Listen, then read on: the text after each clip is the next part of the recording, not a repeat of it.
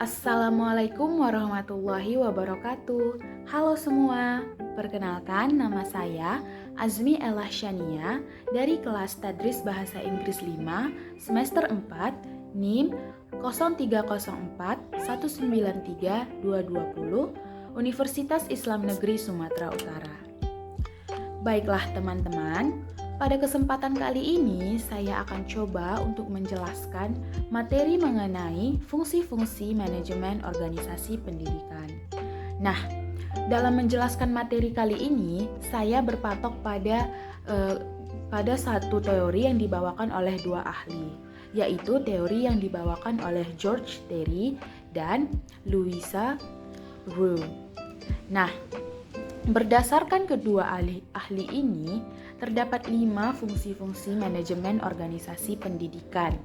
Apa saja sih fungsi-fungsi manajemen organisasi pendidikan menurut George Terry dan Leslie Roux ini? Nah, baiklah, teman-teman, saya akan memberitahu teman-teman sekalian. Jadi, kelima fungsi-fungsi manajemen organisasi pendidikan menurut George Terry dan Leslie Roux ini, yaitu yang pertama, planning, yang kedua, organizing, yang ketiga, staffing, yang keempat, motivating, dan yang kelima, controlling.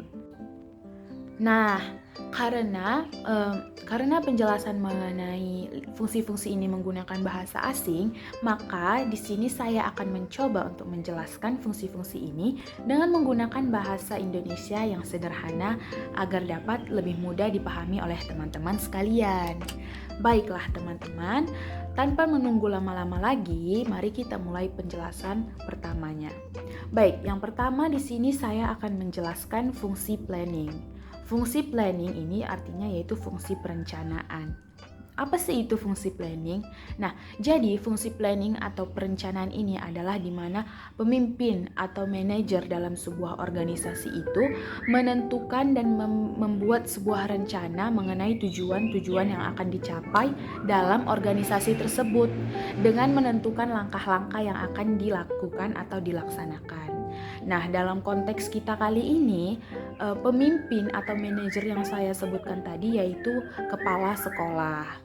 Kepala sekolah di mana kepala sekolah dalam sebuah organisasi pendidikan atau sekolah berfungsi untuk menentukan perencanaan dan langkah-langkah yang akan diambil oleh seluruh anggota sekolah untuk mencapai tujuan-tujuan yang telah juga ditentukan. Yang mana langkah-langkah tersebut harus dapat memberikan dampak tercapainya sebuah tujuan sekolah secara efektif dan efisien sehingga tujuan tersebut dapat tercapai dan terlaksana dengan baik. Baiklah teman-teman, kita lanjutkan ke fungsi yang kedua yaitu fungsi organizing. Nah, fungsi organizing itu juga disebut dengan fungsi pengorganisasian. Apa sih maksudnya fungsi pengorganisasian? Nah, jadi fungsi manajemen organisasi pendidikan dalam bidang pengorganisasian merupakan fungsi di mana pemimpin atau manajer mengelompokkan dan menentukan kegiatan-kegiatan yang akan dilaksanakan untuk mencapai tujuan-tujuan sekolah yang telah ditetapkan.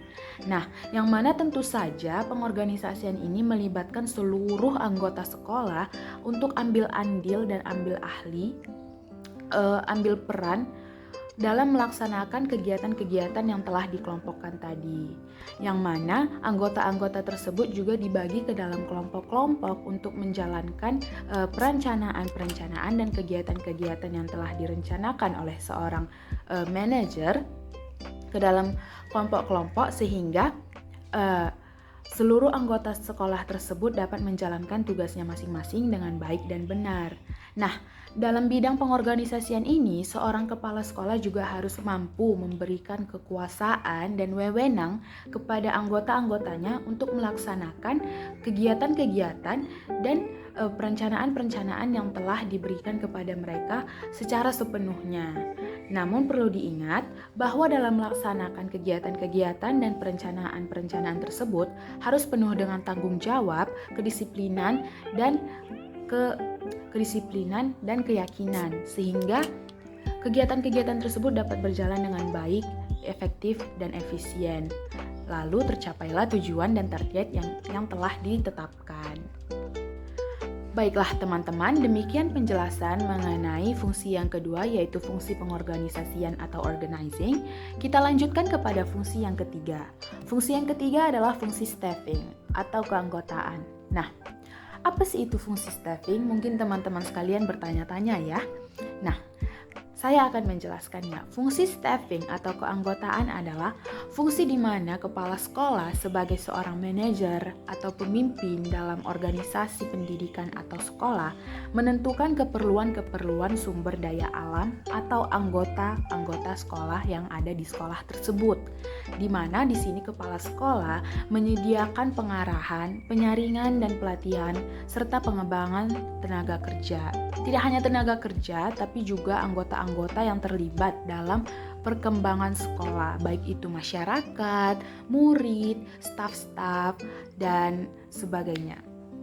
Nah, di sini kepala sekolah berkewajiban untuk mampu berkontribusi dan bersosialisasi penuh dengan masyarakat, dengan guru-guru, murid, staf-staf sekolah, dan lembaga-lembaga yang berkaitan dengan sekolah, sehingga kepala sekolah mampu memberikan penyaringan, pengembangan tenaga kerja dengan baik.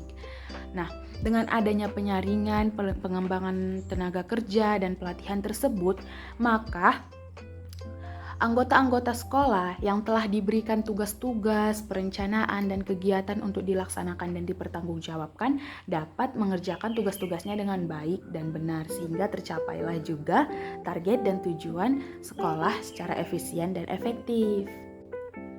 Baiklah teman-teman, kita lanjutkan kepada fungsi yang keempat, yaitu fungsi motivating atau fungsi motivasi. Nah, apa itu fungsi motivating atau motivasi? Jadi, dalam fungsi manajemen organisasi pendidikan, fungsi motivating atau motivasi itu adalah fungsi di mana pemimpin atau manajer dalam organisasi mengarahkan atau menyalurkan sikap-sikap manusia ke arah tujuan-tujuan. Yang mana manusia di sini dimaksud adalah anggota-anggota dalam organisasi tersebut. Nah, dalam konteks pembelajaran kita kali ini, pemimpin dan anggota-anggota tersebut adalah kepala sekolah dan anggota-anggota sekolah, yaitu guru, murid-murid, dan staf-staf sekolah, juga masyarakat-masyarakat yang terlibat dengan lingkungan sekolah dan dengan sekolah itu sendiri, seperti orang tua murid contohnya.